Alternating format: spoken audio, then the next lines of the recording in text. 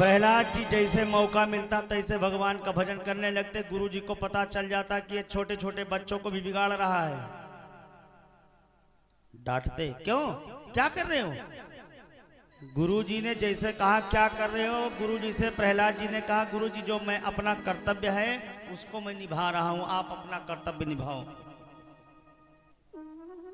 आप हमको पढ़ाने के लिए लाए हो, पढ़ाओ। यदि आपका पढ़ाया हुआ विषय मैं नहीं याद करके आपको सुनाऊं तब आप कहना।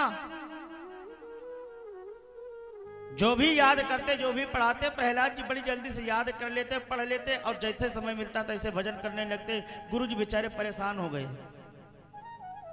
क्या करना चाहते हो? और कहा गुरु जी मैं जो करना चाहता हूं वो आप भी करें, क्योंकि आप अपने कर्तव्य को भूल गए हैं।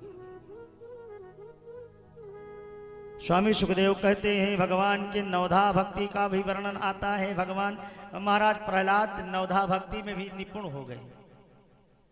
ये जो दूसरी नंबर की भक्ति हम सब कर रहे हैं, प्रथम भगत संतन कर संगा और दूसर रति मम कथा प्रसंगा, ये दूसरे नंबर की भक्ति हम आप कर रहे हैं। अब ऐसे ऐसे 9 भक्ति हैं, 9 प्रकार की भक्ति प्रहलाद के, हाँ प्रहलाद को आने लगी है। और यही है कि श्रवणम कीर्तनम विष्णु स्मरणम पाद सेवनम अर्चनम वंदनम दास्यम सख्यम आत्मनिवेदनम।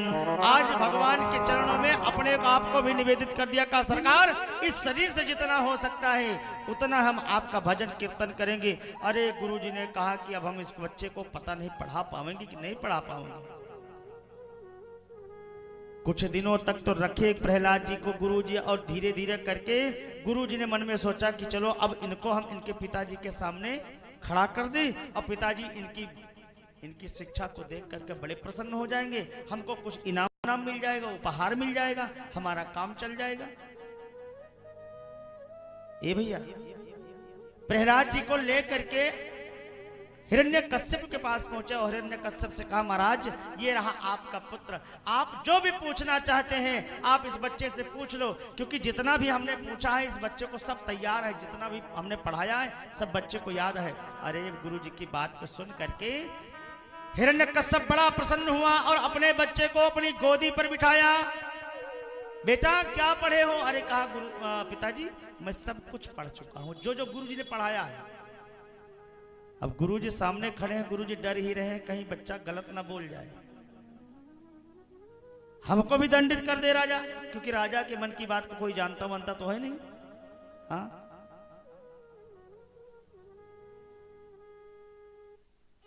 पहले तो ये बताओ बेटा कि तुम्हारा इस नगर का, इस संसार का मालिक कौन है? प्रहलाद जी ने कहा परमपिता परमेश्वर। मनो हिरण्यकश्यप को बिल्कुल उतावलापन है, जल्दी से बता दे हमको। नहीं मैं ये कहना चाहता हूं कि इस लोक का मालिक कौन है? कहा परमपिता परमेश्वर। अरे कहा मैं कौन हूं? अरे कहा आप तो हमारे पिता हैं केवल, लेकिन परम पिता की मैं बात कर रहा है। क्या करा? बोले हाँ पिताजी ये आप झूठी चक्कर में मत पड़ो, ये सब झूठा है, कुछ होने वाला नहीं है। जो सत्य है ईश्वर सत्य है और जगन मिथ्या, ये संसार मिथ्या है। इसलिए पिताजी उसके भरोसे रहो, वो करवाता है तो आप कर रहे हैं। आप हिम्मत हाको कि आपकी गद्दी है, आपका परिवार है, आपका राज्य है, वो चाहेगा तो क्षण भर में समाप्त कर सकता है। इसलिए पिताजी गलत फिराक में मत पड़ो, ये वही कर रहा है। उठा करके धड़ाम से पटक दिया। अब गुरु जी से कहे ये क्या पढ़ा दिया तुमने? अब संडा मर्क जी बोल नहीं पा रहे हैं। अरे हमने तो ठीक ठीक पढ़ाया था, लेकिन यहां आकर के इसकी बुद्धि पलट गई। ये कर क्या रहा है? प्रहलाद जी को पकड़ करके लेकर के फिर से आए, अपने आश्रम में पढ़ाने लगे। कहा बेटा नाक ना कटाओ हमारी, आपके राज्य में जितने भी बच्चे हैं सबको हम ही पढ़ाते लिखाते हैं और सब बढ़िया बढ़ चढ़ करके नौकरी पा गए। अब तुम ही ऐसे हो कि जो हमारी नाक कटवा रहे हो। प्रहलाद जी ने कहा गुरुजी मैं नाक कटवाने की बात नहीं करता, मैं सत्य की पढ़ाई करता हूं। सुखदेव भगवान कहते कुछ दिनों तक अपने गुरु जी के यहां रहे, लेकिन एक दिन की बात है,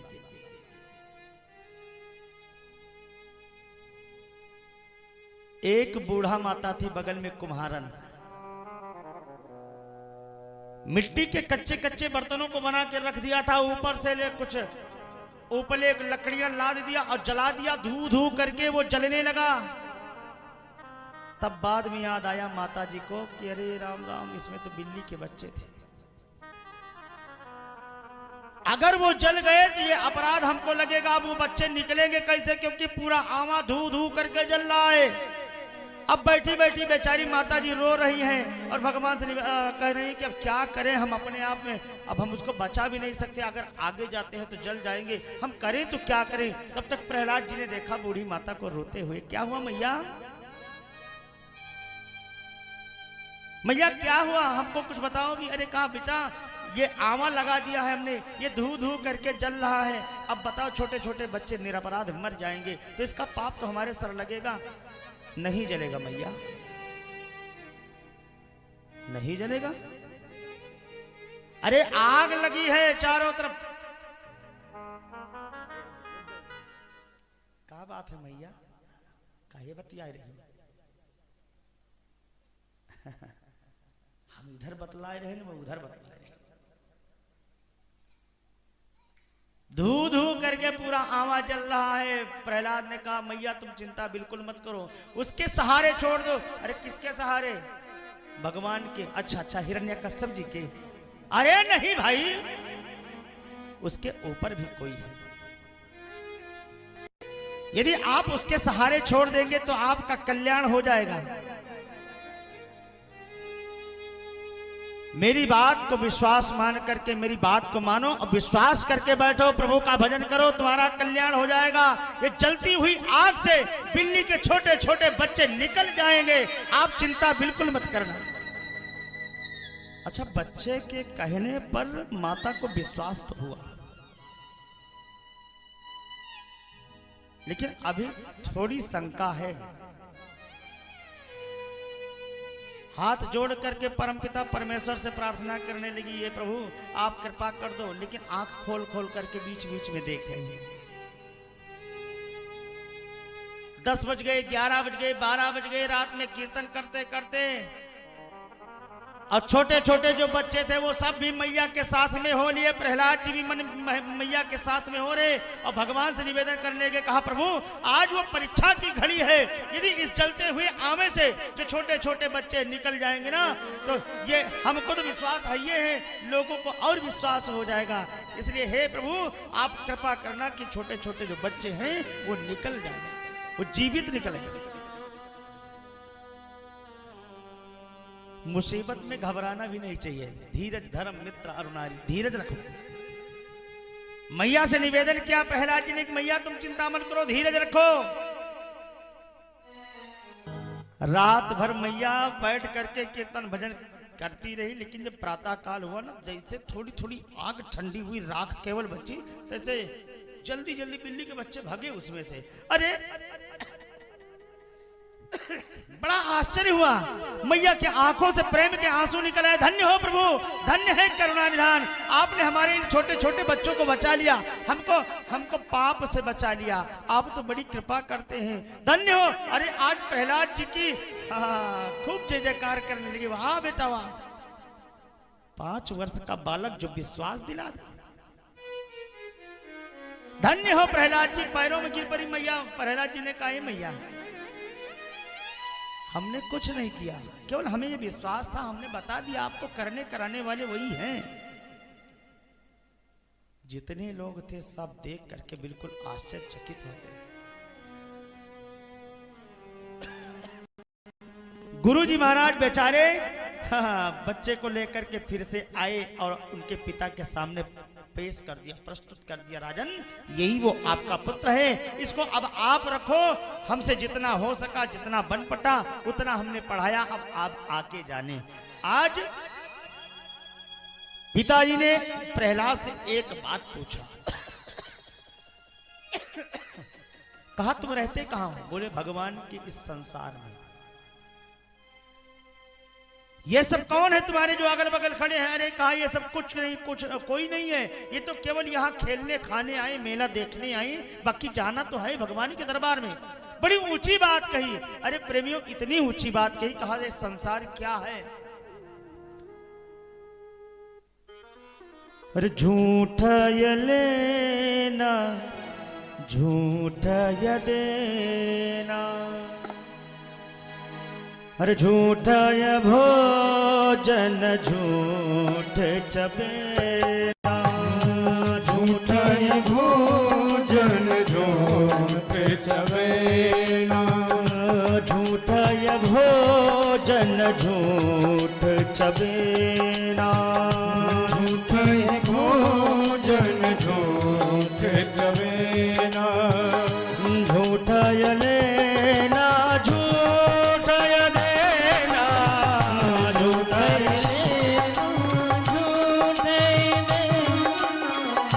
झूठा ये लेना, झूठा ये देना, झूठा ये लेना, झूठा ये देना, झूठा ये भोजन, झूठ चबेना, झूठा जलेना, झूठा ही देना। ये सब झूठा है। पिताजी ने कहा वाह बेटा वाह, तुमने खूब पढ़ा, ऐसा नहीं कहो, ये हमारे कुल खानदान में दाग लगा देगा, इसको मारो। क्या किया जाए? बोले इसको विष पिला दो।